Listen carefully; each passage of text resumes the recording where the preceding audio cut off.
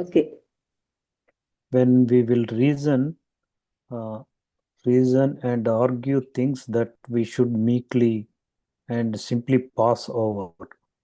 If thou wilt profit by reading of scripture, read meekly, simply, and faithfully, and never desire to have thereby the name of cunning. Ask gladly and hear meekly the sayings of saints, and mislike not the parables of ancient fathers, for they were not spoken without great cause. చెప్పండి. Fifth point. Sir ఇక్కడ ఈ heading ఏంటంటే on the అంటే పవిత్రమైనటువంటి పుస్తకాలు చదవడం విషయంలో చెప్తున్నారు. రీడింగ్ ఆఫ్ హోలీ బుక్స్ అంటే మనం భగవద్గీత, భారతం, రామాయణం ఇవి పవిత్రమైన అనుకుంటాం కదా, ఆ పుస్తకాలు చదవడంలో ఇది మీకు నచ్చుతుందా ఆయన చెప్పిన విషయాలు? ఇందులో డెప్త్ ఉందండి, బుక్ లో అర్థం చేసుకోవడంలో నచ్చుతుంది. అందుకోసమే ఈ పుస్తకాన్ని వన్ ఆఫ్ ద బుక్ అంటే చదవవలసిన పుస్తకాలు అని ఈఎస్ మెంబర్ అవడానికి అని పెట్టిన వాటిలో ఇది. ఎందుకంటే ఉట్టిన పెట్టరు కదా, అంటే అంత జ్ఞానం ఉంటుంది ఈ పుస్తకంలో. అవునండి. క్లారిటీ అంటే ఇవన్నీ ఇప్పుడు నేను ఎలా అయితే క్రూషియల్ పాయింట్స్ జీవితంలో మనం అది బోల్డ్ పుస్తకాలు చదివడం కాదు, మన లైఫ్ ఎలా ఉంటుందన్న దగ్గర మనం చూసుకోవాలి. ఆ పుస్తకం మనకి జ్ఞానం ఇస్తుంది. అంటే హోలీ స్క్రిప్చర్స్ అన్ని చదవడం అన్నది మంచిదే, అండ్ నాట్ ఇలక్వెన్స్. అంటే అంతో ఇలక్వెన్స్ అంటే ధారాళంగా మాట్లాడడం కాదని. And it should be red with the same spirit that it was first made. ఆ పుస్తకాన్ని ఏ రకమైన స్పిరిట్తో తయారు చేశారో అలాగే మనం చదవాలి. ఎందుకు ఈ పుస్తకం రాయబడిందని అంత శ్రద్ధగా. We ought also to seek in holy scripture ghastly profit rather than curiosity of style.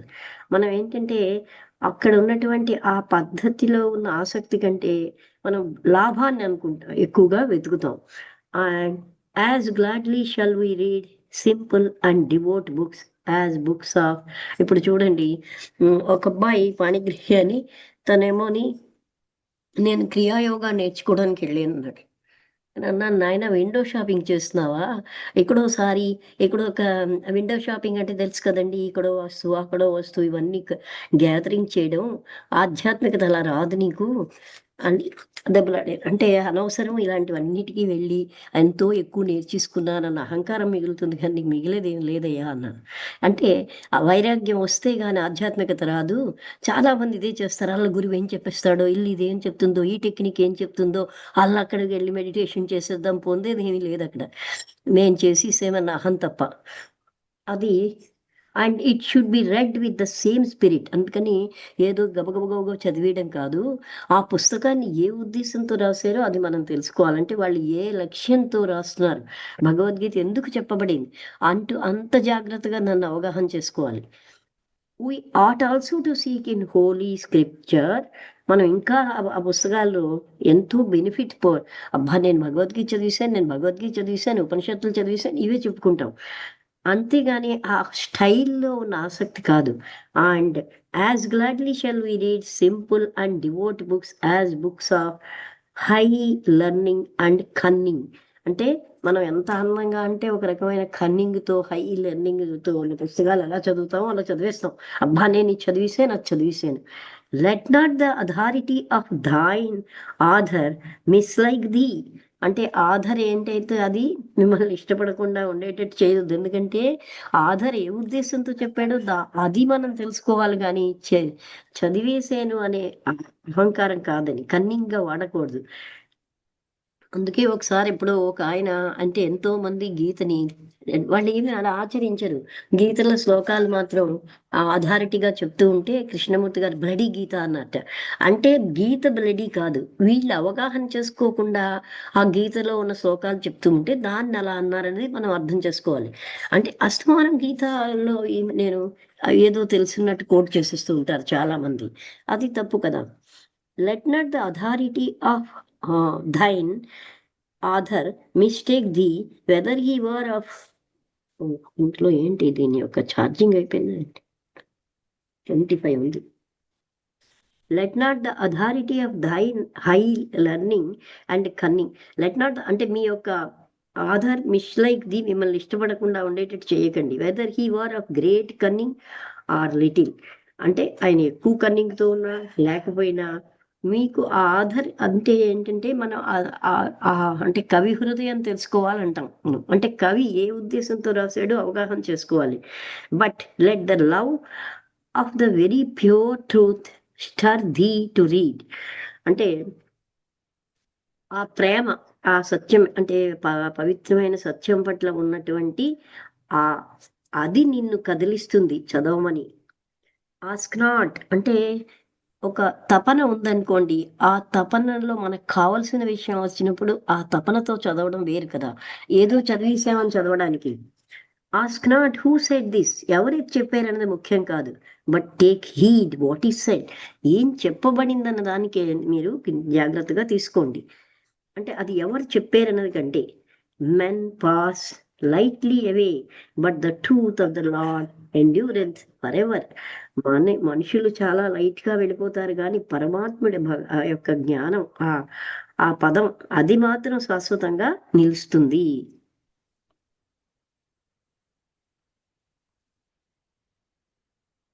చూసారా, క్రిస్టియన్ అనేది కాదు ఇక్కడ, అతనికి ఆ తపన ఉంది. అంటే ఆయన ఎంత మహాత్ముడు కాకపోతే ఇలా రాస్తున్నాడు.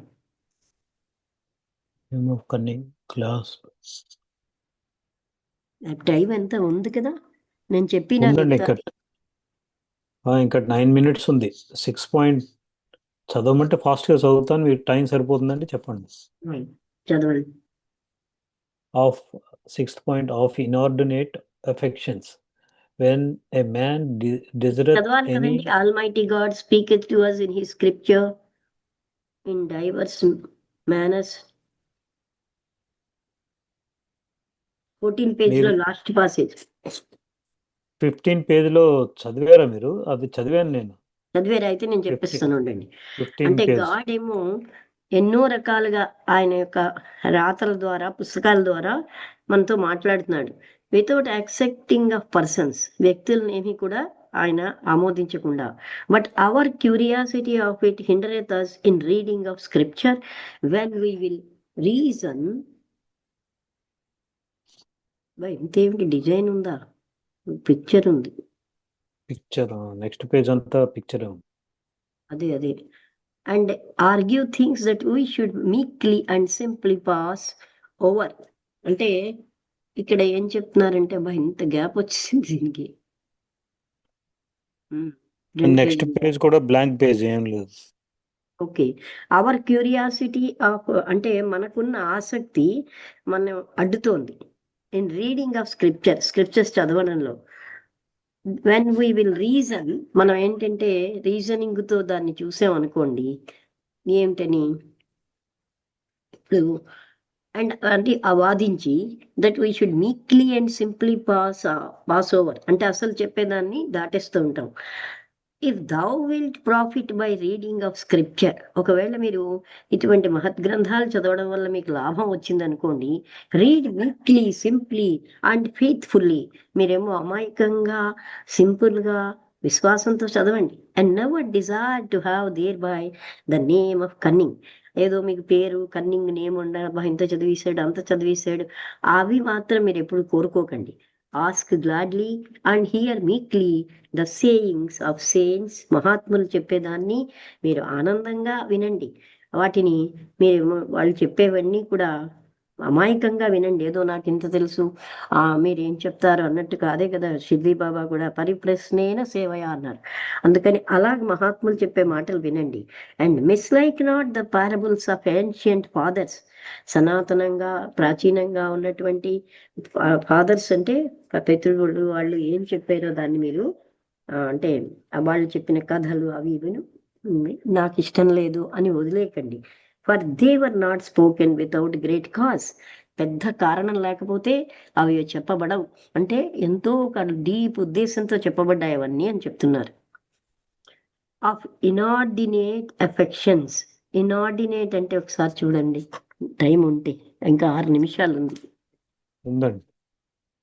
INORDI Ordinate. NATE. Something that's excessive or that goes way beyond normal limits. Goes beyond Normal limits. అది అంటే అది మా నార్మల్ లిమిట్స్ కంటే అతీతంగా వెళ్ళే ఎఫెక్షన్స్. ఇక్కడ ఏం చెప్తున్నారంటే when a man desire anything inordinately, అతిగా కోరుకుంటారనుకోండి ఏదైనా, forthwith he is unquiet in himself, అటువంటి వ్యక్తికి ప్రశాంతత ఉండదు. The proud man and the covetous man, covetous అంటే పోగు చేసుకునేవాడు, అలాగే గర్వంగా అన్నిటినీ ఇదే నేను నాకు అంటే అత్యాశతో తన అన్నిటిని పోగు చేసుకున్నవాడు, అలాంటి వాళ్ళు నెవర్ హ్యావ్ రెస్ట్, వాళ్ళకి సుఖం ఉండదు. బట్ ద మీక్ మ్యాన్, అమాయకమైన వ్యక్తి, and the poor in spirit, అంటే తనకి ఏమీ తెలియదనేటువంటి వ్యక్తి, live in great abundance of rest, వాళ్ళు ఎంతో విశ్రాంతిగా జీవిస్తారు, శాంతితో ఉంటారు. A man that is not yet mortified to himself is lightly tempted and overcome in little and small temptations. అంటే ఎవరైతే మోర్టిఫైడ్ అనేది చూడాలి, that is not at mortified to himself, అంటే తనని తాను ఏమీ కాదు అని తెలుసుకున్న వ్యక్తి అనమాట. ఇక్కడ మోర్టిఫికేషన్ అంటే అది, అంతే కదా. ఆయనకి టెంప్టేషన్ తక్కువ ఉంటుంది, ఆయన చిన్న చిన్నవి టెంప్టేషన్స్ అన్ని అధిగమించేస్తాడు.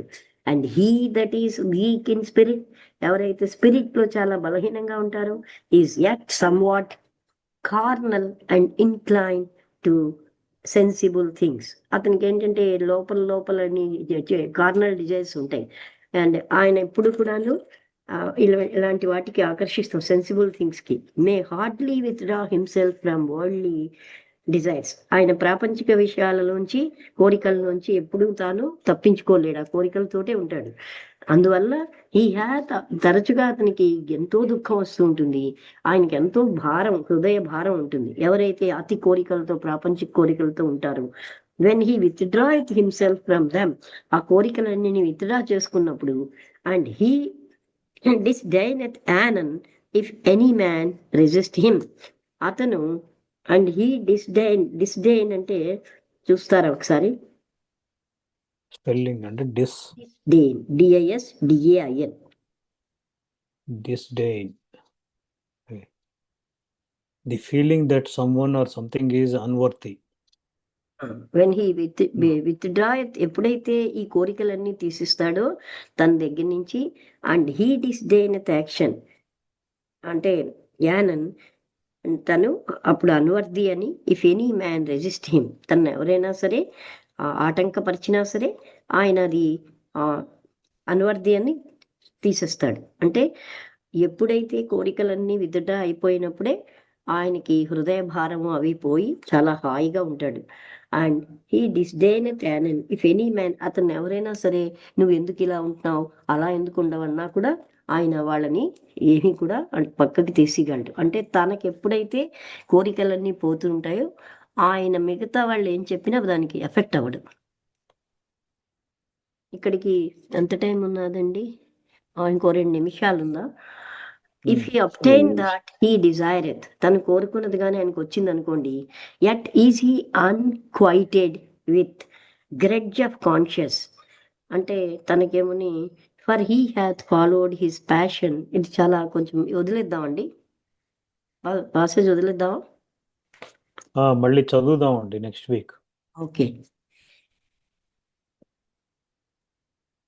ఇమిటేషన్ ఆఫ్ క్రీస్త్, దీని పేరు ఇమిటేషన్ ఆఫ్ క్రీస్త్ అని. ఎంత మనిషి ఎలా జీవించాలి ఇవన్నీ తెలుస్తాయండి చదువుతుంటే. అంటే మనం ఎన్నెన్ని తప్పులు చేస్తున్నాం. బాగుందా? ఇందాక మీకు అదేనమ్మా, మీరు చెప్పిన పని గురించి అని వెంటనే ఆన్సర్ చేయడానికి వచ్చిన కరెక్ట్ సందర్భానికి వచ్చిన పాయింట్ అన్నది. ఆ సొంత నిర్ణయం కాకుండా మీరు చెప్పే పనిని వెంటనే అది తెలియపరచాలనేది వచ్చింది కదమ్మా. అంటే ఈశ్వర అలా గారితో కాదండి. ఇక్కడ మాట్లాడమని ఆయన చెప్పారు కదా. ఈ అదే పుస్తకం విషయంలో ఏమంటున్నారంటే, మనం ఎప్పుడు కూడా మన తెలివే చాలా గొప్పదని అహంకారంతో ఉంటాం. ఆ విల్ సబ్డ్యూ చేయడం అన్నది చాలా గొప్ప విషయం. భగవంతుడి యొక్క ఆ అవునమ్మా. తెలివికి అది అనుగుణంగా ఉండాలి కానీ నేనే గ్రేట్, నా పుర్రెలో వచ్చిన బుద్ధికి ఎంతో గొప్పతనం అనే ఒక అహంకారంతో మనుషులు ఉంటారు. ఎవరి మాట వినరు. ఆ వాళ్ళకు వచ్చిన పుర్రెలో బుద్ధే గ్రేట్ అని, అదొక పెద్ద జబ్బు. అంటే అది మనం కొంత విచక్షణతో నా బుర్రలో వస్తే అది గ్రేటా, దాన్ని 4 రకాలుగా మనం చూడగలగాలి. అలాగే మంచి వాక్యాలను తీసుకుని మనం సరి చేసుకోవాలి. అంతేగాని నాకు వచ్చింది అవును. కనుక గొప్ప ఆలోచన అన్న అహంకారంతో ఉంటాం. మనకి ఎన్ని ఉన్నాయో ఇలాంటివన్నీ పుస్తకం చదువుతుంటే తెలుస్తాయి మనకి. అలాగే పుస్తకాలు చదివేసామని అవునమ్మా. తీసుకుంటాం. పుస్తకాలు చదివేస్తే ఏమొచ్చింది, ఆచరణలో మనకి అందులో ఉన్న దాన్ని మనం అంటే నాకేమీ తెలియదనే ఒక నిరహంకారంగా ఉండాలి తప్ప, ఇన్ని చదివేశాను ఇవి తెలుసు అనే అహంకారం వస్తే ఏమి లాభం అది. ఆయన అన్నారు కదా, జడ్జిమెంట్ లేనాడు నువ్వు ఎన్ని చదివావు అని అడగరు అని. నువ్వు ఎంత బాగా జీవించావు, ఎంత మంచి సద్గుణాలతో, ఎంత ఉదారతతో, దాన ధర్మాలు చేస్తూ, అవి కూడా అహంకారం లేకుండా, అది ఇక్కడ చూస్తారు. కానీ నువ్వేం చదివావు, ఎన్ని భోగాలు అనుభవించావు, నువ్వు ఎన్ని సుఖాలు అనుభవించావు, ఎన్ని గొప్పలు చెప్పావు, ఇవడు అక్కడ అడగడు అని చెప్పారు. ఓకే, క్లోజ్ చేస్తున్నాను. బాగుందమ్మా. Thank you. నమస్తే Thank you. అండి. నమస్తే.